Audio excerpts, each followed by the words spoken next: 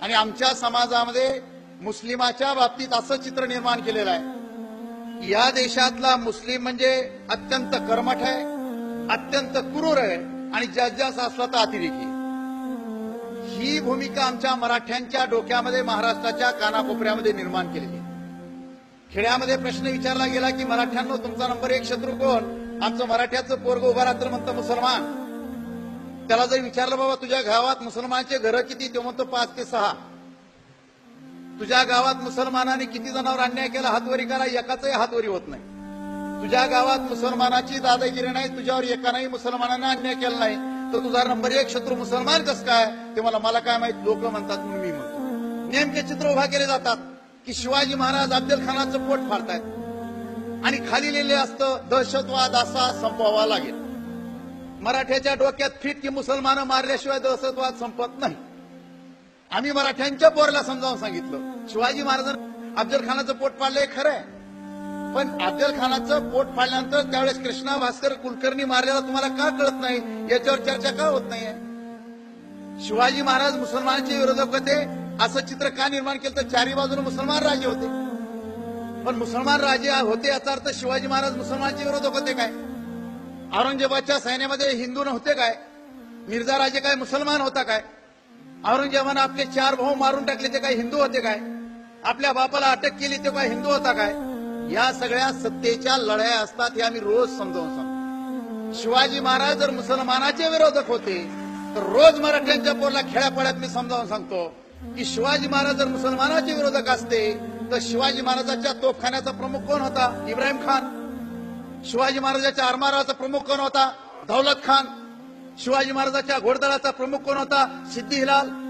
शिवाजी महाराजांचा पहिला सरसेनापती कोण होता? नूर खान. शिवाजी महाराजांबरोबर आग्र्याला गेलेला मदारी मेहतर मुसलमान. शिवाजी महाराजांचा एकमेव वकील काजी हैदर हाही मुसलमान. शिवाजी महाराजांचं एकमेव चित्र उपलब्ध आहे, त्या चित्रकाराचं नाव मीर मोहम्मद हाही मुसलमान. आणि अफजल खानाचं पोट फाडण्यासाठी ज्या वाघनख्या पाठवून दिल्या तो रुस्तमे जमान हाही मुसलमान. एवढे मुसलमान अधिकारी जर शिवाजी महाराजांच्या सैन्यात असू शकतात तर शिवाजी महाराज मुसलमानाचे विरोधक असतात काय? शिवाजी महाराजांचे 31 बॉडीगार्ड होते आणि 31 पैकी 10 मुसलमान होते. आणि बॉडीगार्ड काय करू शकतो इंदिरा गांधीला जाऊन विचारा. शिवाजी महाराजांनी एकही मस्जिद पाडली नाही, एकही कुराण जाळलं नाही. मग शिवाजी महाराजांचा वापर मुसलमानावर हल्ले करताना का केला जातो? याचा गांभीर्याने या देशामध्ये विचार झाला पाहिजे.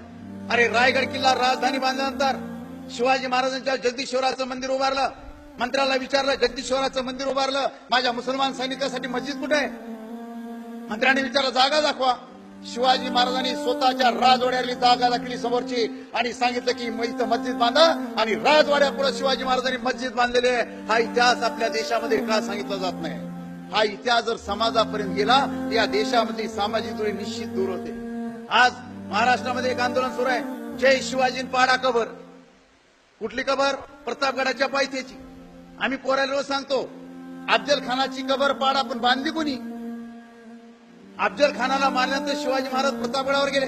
जिजाऊन विचारलं अफजल खानाचं काय झालं? मासाहेब मारला गेला. त्याचं प्रेत कुठे आहे? प्रतापगडाच्या पायथ्याला पडलंय. काय म्हणले जिजाऊ मासाहेब आई त्यांच्या की शोभा अफजल खान जिवंत असेपर्यंत अफजल खानाशी वैर होतं.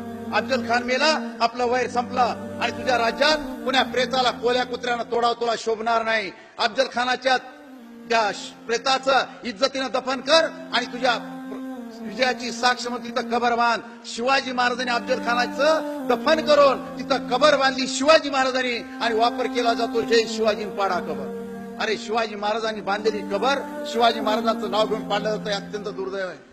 आमच्या पोराच्या डोक्यात बसलं जातं काशी न होती, मथुरा न होती, शिवाजी न होते तो सबकी सुन्नत होती. अरे काशी मथुरा शिवाजी महाराजांच्या ताब्यातच नव्हती. काशी मथुरा होती औरंगजेबाच्या ताब्यात, ती शिवाजी महाराजांना वाचवली कशी? याच्यावर विचार होत नाही. म्हणजे अशा प्रकारच्या विचारचक्र जर समाजापुढे सुरू व्हायला झालं तर 100% या देशामध्ये प्रगती होऊ शकते. आज भारतामध्ये एक चित्र उभा केलंय, मुसलमान म्हणजे अतिरेकीच. दाढी म्हणजे अतिरेकी काय? दाढी राखलेला माणूस अतिरेकीच असतो काय?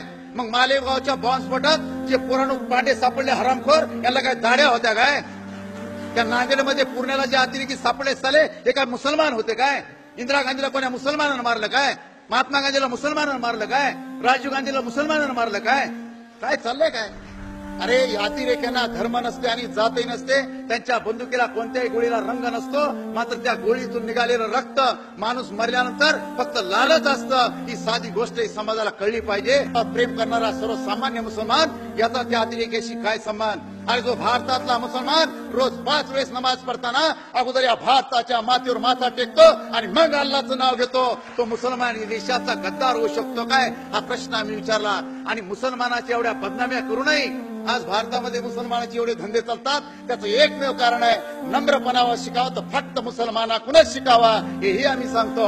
आणि या देशातले मुसलमान सुखा समाधानानं या देशात जगत असतील, त्याचं एकमेव कारण आहे डॉक्टर बाबासाहेब आंबेडकरांनी दिलेली राज्यघटना. त्याच्यामुळे या देशातला मुसलमान अत्यंत सुख समाधान इज्जतीने या देशामध्ये जगू शकतो. ही भूमिका आपण समजून घेतली पाहिजे.